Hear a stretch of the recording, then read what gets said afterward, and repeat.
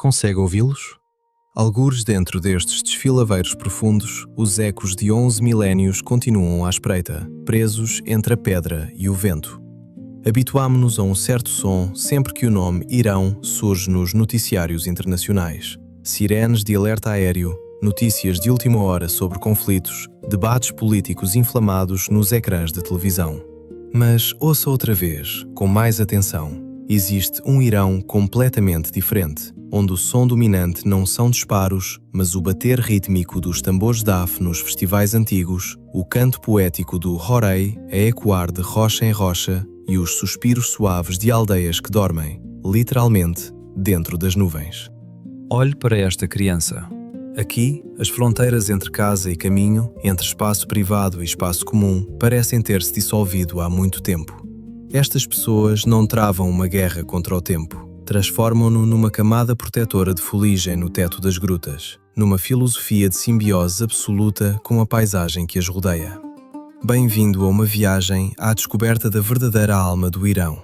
Aqui, sobreviver não é uma batalha prolongada contra a adversidade, mas antes, uma canção de amor feita de paciência e de bondade. No noroeste do Irão, a cerca de 64 km a sul da cidade de Tabriz, existe uma pequena aldeia que fervilha de vida há mais de 700 anos. A história deste lugar começou quando o vulcão de areia entrou em erupção, há um tempo tão distante que já ninguém sabe precisar. A cinza e a lava escorreram pela encosta e endureceram, transformando-se numa rocha macia chamada tufo. Ao longo de séculos, o vento e a chuva esculpiram esses fluxos, talhando-os em cones pontiagudos que se erguem para o céu como agulhas de pedra. Com o tempo, os habitantes locais perceberam que podiam escavar o interior desses cones para construir as suas casas. Hoje, este é um dos poucos lugares do planeta onde este tipo de vida troglodítica não é apenas um museu para turistas. É um verdadeiro bairro que respira e vive. Chamam-lhe Kandovan e as suas casas dão o nome de Karan, que se traduz como colmeias. Lá dentro, o ambiente é surpreendentemente acolhedor. Como as paredes de pedra chegam por vezes a quase 2 metros de espessura, a temperatura mantém-se perfeita durante todo o ano. Quando o sol iraniano arde ao meio-dia, é como se os quartos tivessem ar-condicionado natural. Nos invernos gélidos da montanha, essas mesmas paredes seguram o calor de uma pequena fogueira, como se fossem um cobertor quente. A maioria destes cones tem 3 ou 4 pisos. O resto do chão costuma servir para os animais da família, cabras e ovelhas, enquanto os andares superiores albergam a cozinha e as salas de convívio. De madrugada, ouve-se a aldeia a acordar antes de a vermos acordar. O primeiro som costuma ser o passo desajeitado dos burros, os cascos a bater contra os caminhos de pedras estreitos e íngremes. Se for preciso transportar um saco pesado de nozes ou um tapete tecido à mão, um burro é o táxi da aldeia. Depois vem o cheiro a lenha queimada. Se olharmos para cima, veremos finos rastros de fumo azulado a subir do topo dos cones rochosos. Lá dentro, as mulheres acendem fogueiras de carvão para ferver água em bulos de cobre antigos, provavelmente herdados de várias gerações da mesma família. A lareira da cozinha não é um eletrodoméstico moderno, é literalmente um buraco escavado no chão de pedra, alisado ao longo dos anos pelas mãos de mães e avós. Se um habitante local o convidar a entrar, viverá um ritual que é, acima de tudo, um convite a abrandar. Não misturam simplesmente açúcar no chá. Em vez disso, oferecem um pequeno pedaço de açúcar cristalizado e duro, o nabat, de um amarelo dourado. Segura-se o pedaço entre os dentes e sorve-se o chá escuro e quente através dele. É uma lição silenciosa de paciência. O doce chega aos poucos, devagar, enquanto se conversa. Não há cantos perfeitos nem linhas retas ali.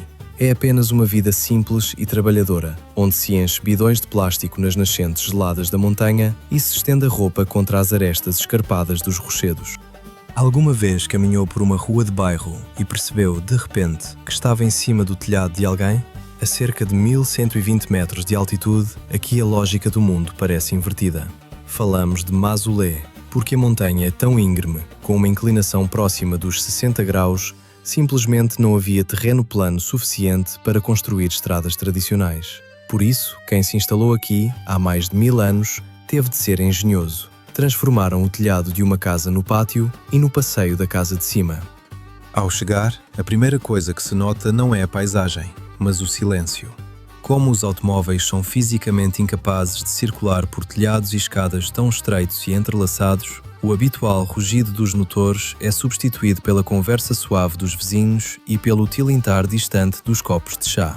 As casas são pintadas de um amarelo argila muito particular, uma escolha feita por gerações de habitantes locais para ajudar os edifícios a destacar-se do nevoeiro espesso e cinzento que sobe do Mar Cáspio quase todas as tardes. Dentro de cozinhas pequenas e aconchegantes, as mulheres preparam o ash e resté, uma sopa espessa e reconfortante, feita com ervas selvagens da montanha, lentilhas e massa amassada à mão. Se percorrermos essas ruas, que são, repita-se, literalmente o telhado de outra pessoa, veremos avós sentadas nas soleiras de madeira, os dedos a moverem-se depressa enquanto tricotam pequenas bonecas de lã coloridas. Essas bonecas, vibrantes de vermelhos e verdes, tornaram-se um símbolo da aldeia. Aqui não existe espaço privado tal como o entendemos. Se uma criança chuta uma bola, ela pode cair no pátio de um vizinho 2 níveis abaixo. Se alguém está a fritar cebola, o quarteirão inteiro sabe o que há para jantar. Esta proximidade física gerou, ao longo de gerações, um profundo sentido de interdependência. Não se pode ser um estranho quando o vizinho passa por cima da nossa cabeça a caminho da mercearia. E, sinceramente, quem nunca sonhou, mesmo que só por um instante, em viver assim, tão perto de toda a gente que conhece, sem portas fechadas, sem segredos possíveis? A arquitetura de Mazulé não tenta aplanar o terreno, abraça a encosta. Sempre que uma tempestade passa, a umidade ajuda, paradoxalmente, a endurecer as paredes de barro amarelado, tornando a aldeia mais forte a cada chuvada. Palangã é bem diferente dos subúrbios planos que a maioria de nós conhece. Escondida no profundo desfiladeiro de Tangizar, no Kurdistão iraniano, a aldeia é partida em 2 por um rio caudaloso. Enormes paredes de calcário erguem-se de ambos os lados, e as casas empilham-se como blocos de construção contra a rocha. Como a encosta é tão íngreme, não há espaço para ruas verdadeiras. Tudo se move na vertical. Se quisermos visitar um amigo, não damos a volta ao quarteirão de carro. Subimos 10 lanços de escadas de pedra. Ao meio-dia, a aldeia transforma-se numa colmeia de atividade. Vemos homens a subir do fundo do desfiladeiro, as costas dobradas sob caixotes pesados de truta fresca. Parece impossível encontrar uma grande criação de peixe no meio destas montanhas secas e escarpadas. Mas os habitantes locais souberam usar a água fria das nascentes para criar algo especial. Criam a truta em canais estreitos de pedra, mesmo junto ao rio. O almoço traz quase sempre o cheiro a lenha de nogueira a arder em fossas ao ar livre. As famílias abrem os peixes, prensam-nos contra estruturas de bambu e grelham-nos mesmo à porta de casa. Se passarmos por ali, o fumo segue-nos montanha acima. Talvez cruzemos um burro carregado de provisões, a percorrer com cuidado os trilhos estreitos, os cascos a bater contra a pedra seca. Não há carros aqui. Os caminhos mal têm largura para 2 pessoas se cruzarem. Esta é Abiané, muitas vezes chamada a Aldeia Vermelha. A primeira coisa que se nota é a cor. Cada casa é construída em tijolo de barro vermelho. A terra desta região está repleta de óxido de ferro e os habitantes locais contam um segredo. Quanto mais chove, mais duras ficam estas paredes. É uma vila construída para sobreviver aos elementos, tornando-se ela própria parte da montanha. As mulheres são o coração pulsante da aldeia. Ao contrário dos chadores pretos vistos em grande parte do Irão, as mulheres de Abiané usam, há séculos, os seus característicos lenços floridos. É a sua forma de dizer, é assim que somos, é quem sempre fomos. Passam as tardes a secar fruta sob o sol de grande altitude, garantindo que a aldeia tem comida suficiente quando o inverno duro da montanha chega e a isola do resto do mundo. Se repararmos com atenção nas velhas portas de madeira, notamos algo engenhoso. Cada entrada tem 2 aldrabões diferentes. Um é comprido e pesado, produzindo um som grave e surdo. O outro é redondo e leve, com um toque mais agudo. Assim, quem está lá dentro sabe se é um homem ou uma mulher à porta. Se o som é grave, é o homem da casa que vai atender. Um sistema simples, de 2 tons, que resiste, intacto, às gerações. Não se preocupam com as últimas notícias ou com a política mundial. Preocupam-se com a colheita e com a força das suas paredes vermelhas. Nas colinas escarpadas do sudeste do Irão, perto da orla do deserto de Lud, existe um lugar que se esconde à vista de todos há 12 mil anos. Visto de longe, parece apenas um monte de rochas poeirentas. mas, ao aproximarmos-nos, começamos a distinguir pequenas portas de madeira e janelas minúsculas talhadas diretamente na face da montanha. Chamam-se quiche, casas esculpidas à mão. Há mais de 400 destas habitações gruta empilhadas a diferentes alturas ao longo do desfiladeiro de Maymand. As paredes são incrivelmente espessas, por vezes com quase 2 metros. Isto significa que, enquanto o sol do deserto castiga lá fora, o interior permanece fresco como uma cave. No inverno, dá-se o inverso. A pedra retém o calor, mantendo as famílias aconchegadas, enquanto os ventos da montanha uivam do lado de fora. Se hoje entrarmos numa quiche, a primeira coisa que notamos é o teto. É negro, como breu, parece ter sido pintado a carvão, mas essa camada escura é, na verdade, o resultado de décadas, por vezes séculos, de fuligem acumulada pelos fogos de cozinhar. Isto não é sinal de desleixo, é, pelo contrário, um golpe de gênio. A fuligem funciona como um selante natural, reforçando a rocha macia para que não se desfaça sobre as nossas cabeças enquanto dormimos, e oferece ainda uma camada extra de isolamento. A cozinha de Maymand está inteiramente enraizada naquilo que se pode colher nos desertos e planaltos circundantes, sem qualquer cultivo. Pequenos pistácios selvagens, de casca dura e sabor intenso, cujos miolos são moídos à mão até formarem uma pasta que serve de base a uma sopa espessa e rica em proteína, chamada ab bené. Deixa-se cozer lentamente, até o amargor cru dos frutos secos se transformar num sabor profundo, quase fumado. Um pão achatado conhecido como nan itia é esticado até ficar fino como papel e cozido diretamente sobre uma placa de ferro quente, por cima de brasas incandescentes. Faz-se em grandes quantidades, pensadas para durar semanas, empilhadas e guardadas em câmaras frescas, onde a pedra mantém uma temperatura constante. Nessas condições, o pão não propriamente envelhece, concentra-se, tornando-se mais denso e mais saboroso a cada dia que passa. O povo de Maymand é seminómada, deslocando-se entre estas grutas e cabanas sazonais consoante o tempo o exige. Não encontramos aqui muitos gadgets sofisticados, nem o zumbido do trânsito de uma grande cidade.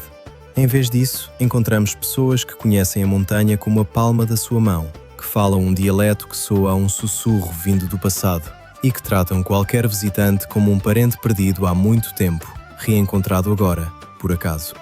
Bem-vindo a Makunik, muitas vezes chamada a Aldeia dos Anões. Durante centenas de anos, este lugar permaneceu um segredo total, escondido nas montanhas escarpadas do leste do Irão. Não foi apenas a geografia que o ocultou, foi construído, propositadamente, para desaparecer. Ao caminharmos pelos becos estreitos e sinuosos, sentimos-nos como um gigante dentro de um livro de histórias. As casas são minúsculas, feitas de barro seco ao sol e pedra, e mal se erguem 1 metro acima do chão. Para entrar, é preciso curvar-nos, mais baixo do que alguma vez o fizemos. As portas de madeira são pequenas, algumas com apenas 80 centímetros de altura. Isto nunca foi uma questão estética, foi uma questão de sobrevivência. Numa terra onde a madeira escasseia e as noites de inverno conseguem gelar o sangue nas veias, uma casa pequena, de teto baixo, é mais fácil de aquecer e muito mais difícil de avistar ao longe por eventuais invasores. Ao entrar, o ar cheira a fumo de lenha e a pó antigo. No centro da divisão está o candique, uma única lareira que é o coração da casa. Aqui não há quartos privados, nem mesas de jantar elegantes. A família inteira come, dorme e trabalha ao alcance das mãos daquele fogo. É um espaço apertado. Durante séculos, viveram em quase completo isolamento, porque a terra era tão seca e não havia forma de a irrigar, sustentando-se com uma dieta que hoje nos pareceria impossível. Não comiam carne, nem sequer bebiam chá. Até há cerca de 100 anos, beber chá era considerado ali um pecado. Em vez disso, dependiam da jujuba selvagem. Este pequeno fruto, parecido com uma tâmara, era sua fonte de vida. Secavam-no, moíam-no até virar farinha e misturavam-no com o cereal que conseguissem encontrar para fazer um pão denso e pesado. Historicamente, os habitantes de Makunik eram significativamente mais baixos do que a média. Muitos não ultrapassavam 1,50 m. Os cientistas atribuem isto a uma combinação de desnutrição e genética limitada, própria de uma região tão remota. Hoje, com uma alimentação melhor e estradas que finalmente chegam ao vale, a geração mais jovem cresce mais alta, mas as casinhas minúsculas permanecem, como a sombra de um passado que ninguém quis apagar. Um pequeno recanto de vida escondido na região de Yoraman, no oeste do Irão. Se não soubéssemos que ali estava, passaríamos pela entrada do vale sem sequer suspeitar que uma comunidade prospera ali há mais de 1000 anos. A primeira coisa que se nota em Hajij não é a paisagem, mas a verticalidade absoluta de tudo. Como as montanhas são tão íngremes, os habitantes tiveram de ser criativos. Há um ditado local que diz que o pátio da casa de cima é o telhado da casa de baixo.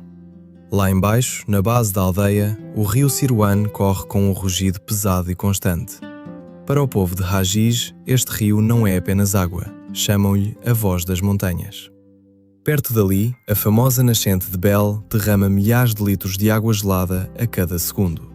Os habitantes locais acreditam que essa água é um presente e vemos os homens a encher velhos jarros de barro para os levar de volta pelas escadas íngremes de pedra.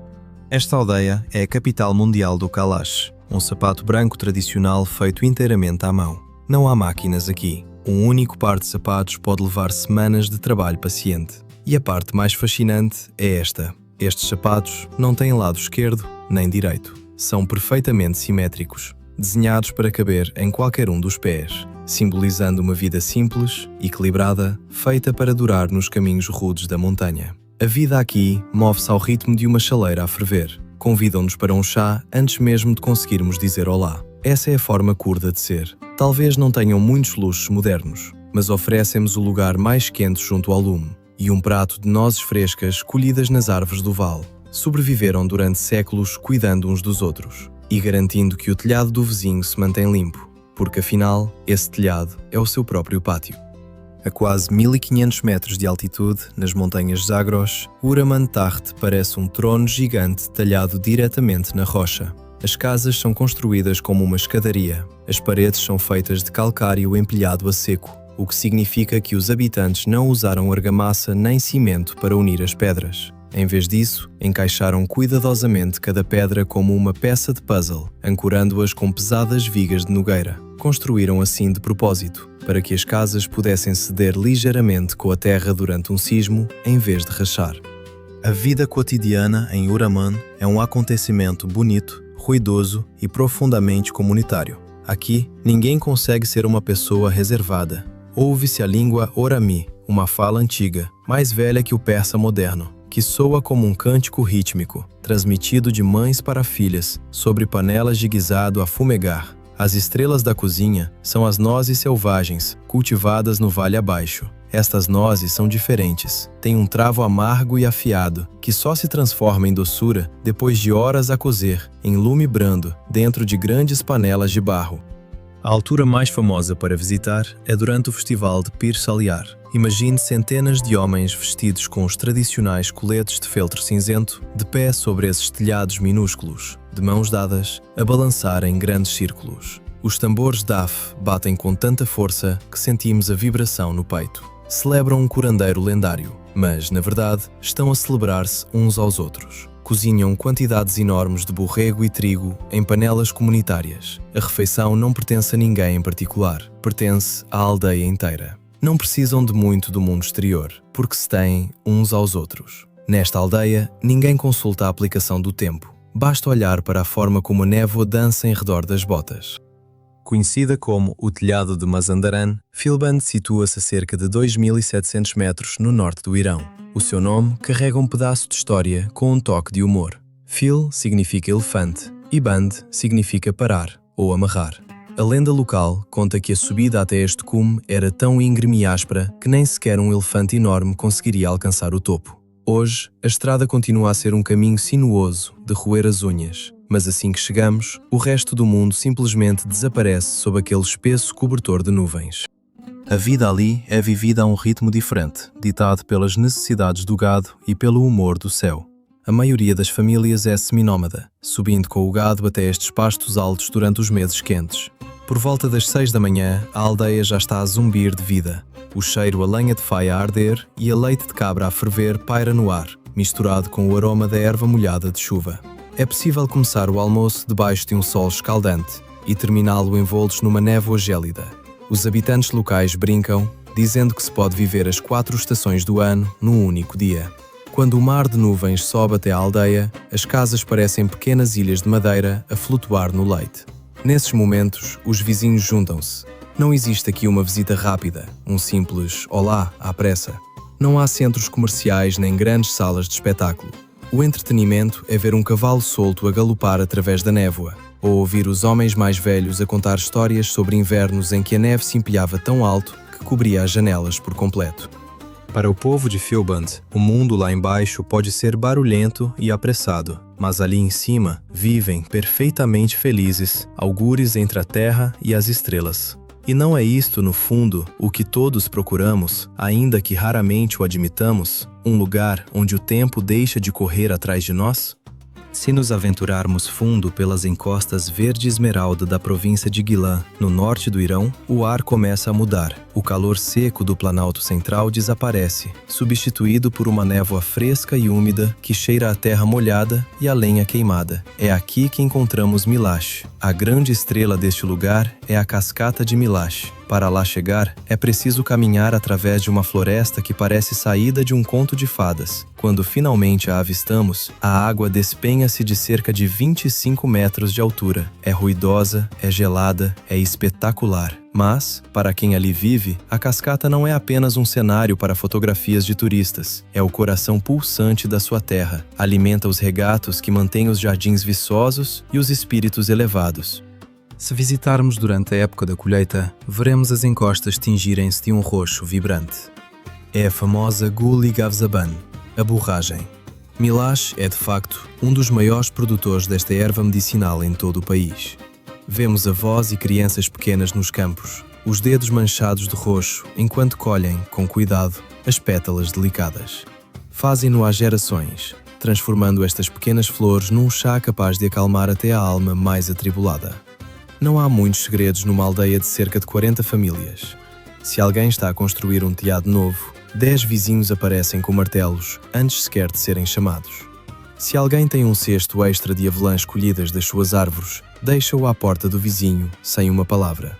É um lugar onde o indivíduo simplesmente não existe sem a comunidade que o rodeia.